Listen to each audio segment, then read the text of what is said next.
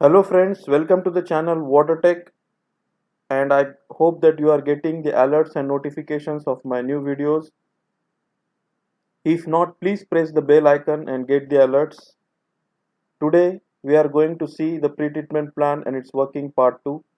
In the previous pre-treatment plan and its working part 1, we had seen that the raw water was taken to the plant where it was screened, then stored, then aerated and pre-chlorinated to remove the impurities of fairly large size like suspended solids, floating impurities, etc. Each of these steps may or may not be present in every water treatment plant. It depends upon the raw water quality and finished water quality requirement.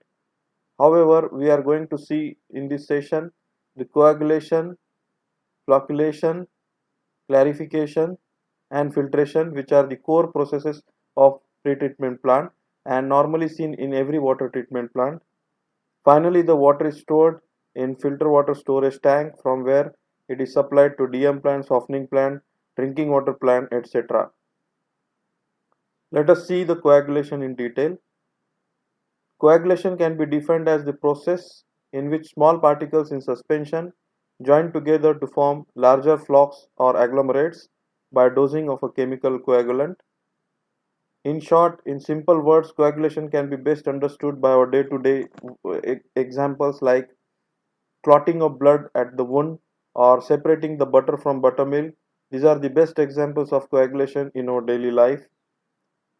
Fine suspended particles and colloids of the size less than 50 micron and which are non-settleable are removed in coagulation. These particles are non-settleable because of the low specific gravity and same negative charge that repel each other. There are some chemical coagulants like alum, PAC or ferric chloride which are predominantly used in water treatment plant. However, there are many more. This provides the base for adsorption. For example, alum and PAC provides trivalent aluminum ion and ferric chloride provides trivalent ferric ion when dissolved in water. That provides the base for adsorption of the suspended particles that form the larger flocks or agglomerates of higher specific gravity and they ultimately settle down by sedimentation. These are the pictures of alum. This is the first picture of alum which is used domestically and this is in crystalline form. This is the picture of industrial alum in the form of large bricks of size 20 to 40 kg each. Let us understand the chemistry of coagulation.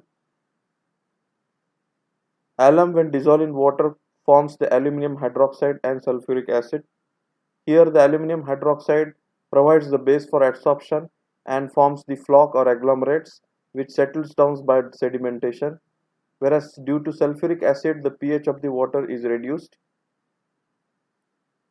Normally the natural alkalinity in the raw water reacts with the alum and forms the hydroxides. Here it is depicted in this reaction. Alum reacts with the calcium bicarbonate which forms the natural alkalinity and forms the aluminum hydroxide. For every coagulant to act efficiently, it is very necessary that there should be sufficient alkalinity in the natural raw water. However, in the rainy season when the turbidity becomes high, alum dosing is increased and the pH drops far below. In that case, lime addition is done to increase the pH to required level. This is the reaction between the alum and lime to form the aluminum hydroxide. How much alum or any coagulant to add? This is the question faced by most of the water treatment specialists. If we talk about the alum, its effective pH range is 6.5 to 7.5. This must be considered while dosing the alum.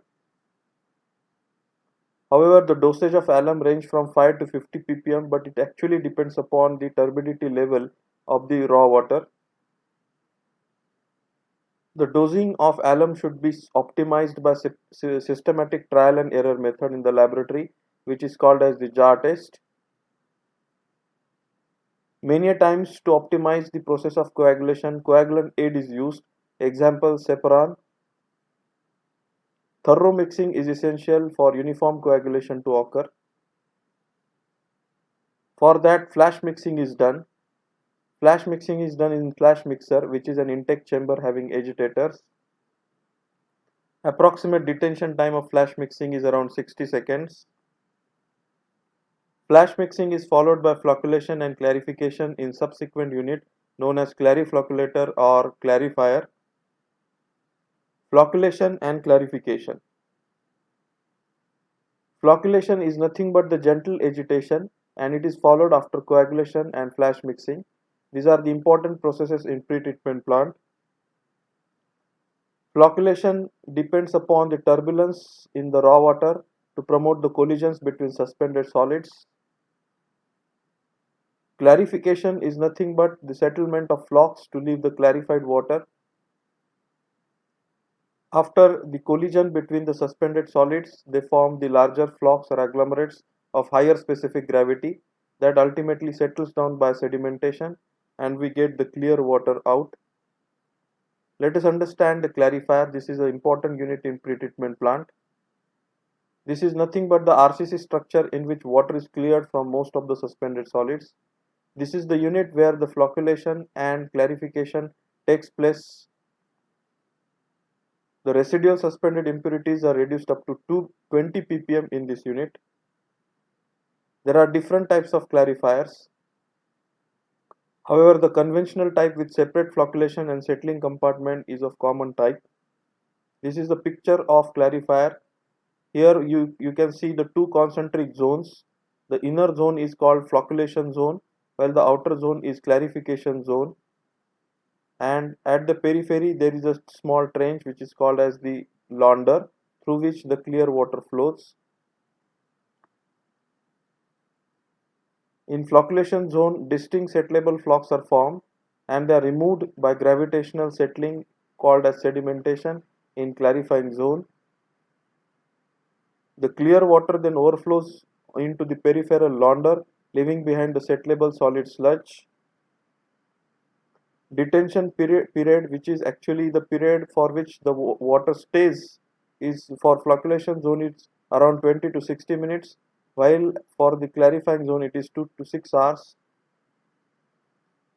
This is the vertical section of the clarifier. Here we can see that the influent water which is already dosed with alum and lime is fed to the clarifier through the central pipe in the column.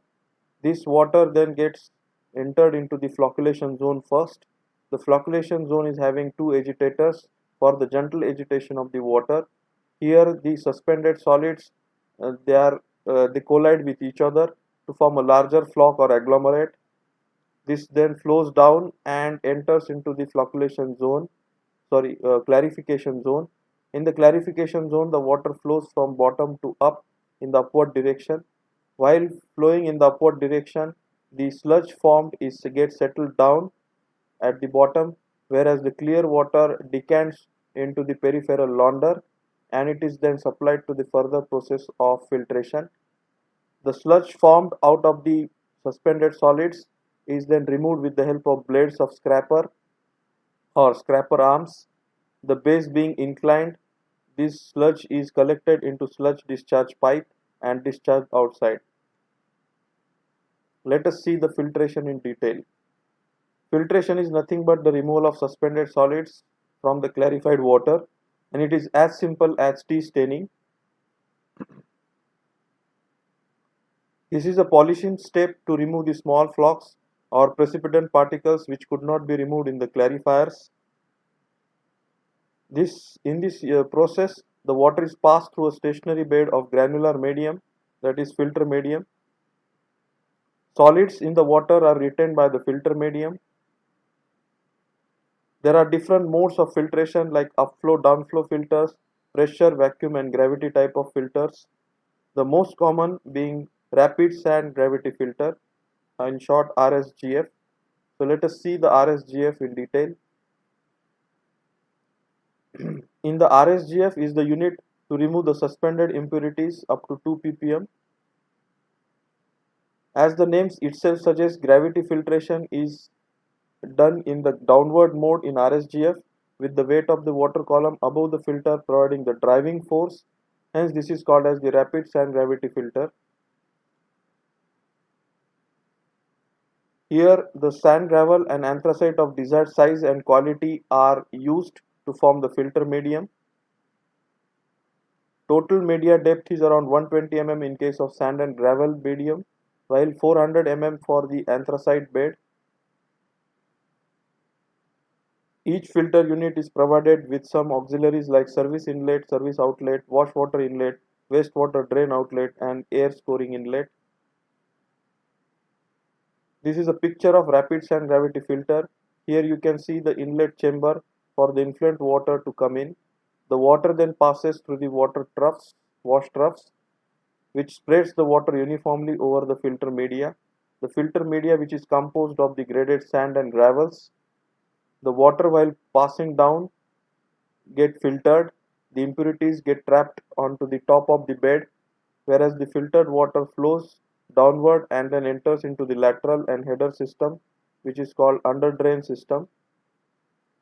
The, the laterals of this manifold are provided with nozzles or pores of the size less than that of the finest sand, so that the sand should not escape through this filter and only filtered water comes out of this service outlet, and it is fed for the further treatment. There are different layers of sand of varying size from that forms the filter medium. The sand bed or the filter medium having the graded sand of about 0.6 to 1 meter in depth is used. The sand size varies from 0.5 mm to 50 mm. This is shown in the table here. There are different layers of the sand of varying size and varying depth, so you can refer for more details. The clarified water containing fine suspended solid then pass down the filter, and solids are retained on the top of the filter media, thus filtering the water. There are three ways of filtration, or there are three mechanisms like straining, adsorption, and absorption by which the filtration takes place. The filtration rate for rapid sand gravity filtered is 5 to 10 m³ per square meter per hour. Removal of particles is done up to 10 micron size from the water. Due to continuous filtration, there is accumulation of solids on the top of the filter media, which reduces the rate of filtration. Therefore, backwash is needed to make the filter usable. So backwash is done by the filter water from filter water tank and air scoring by air blowers. So this is a schematic of RSGF in service cycle. Here we can see that the influent water is coming and passing through the bed, which is uniformly distributed by the wash troughs, so that there should not be any channeling in the medium sand bed. While passing through the sand bed, the water gets filtered, impurities get trapped on the top of the bed. The filtered water then passes through the under drain system, and the effluent is free from all impurities. This is a filtered water which is fed for further process. Let us see the backwash. Due to the continuous flow of the water through the filter, there is accumulation of impurities which form the mat or cake on the filter bed. This causes head loss of around 2 meter, which limits the water output, and the efficiency of the filter gets reduced, so that air scoring and reverse current of filtered water is done. The backwash flow of the filtered water is around 20 to 30 m³ per square meter per hour, and for the backwash around 2 to 5% of the filtered water produced is consumed. Here the rate of air scoring is around 600 liters per minute per square meter. The backwash is done either once or twice a day, which depends upon the site specific conditions and the filter water quality. After the backwash, the filter is ready to reuse again. This is a picture of backwash, schematic of backwash. Here the filter water is charged through the under drain, that is service outlet. Now it becomes the backwash water inlet. Before that, air scoring is done to loosen the bed so that there should not be channeling while backwash. The backwash water is then charged in counter current way, that is in the reverse direction from bottom to up. The impurities which are trapped in the bed or on top of the bed they are removed and they are then drained outside the filter. In this way, the backwash is done and the filter becomes ready to reuse it again. So friends, thank you for this. I hope that you enjoyed this session. If you have any doubts or if you have any suggestions or compliments to give, please mention in the following comment box. They are always welcome. Thank you.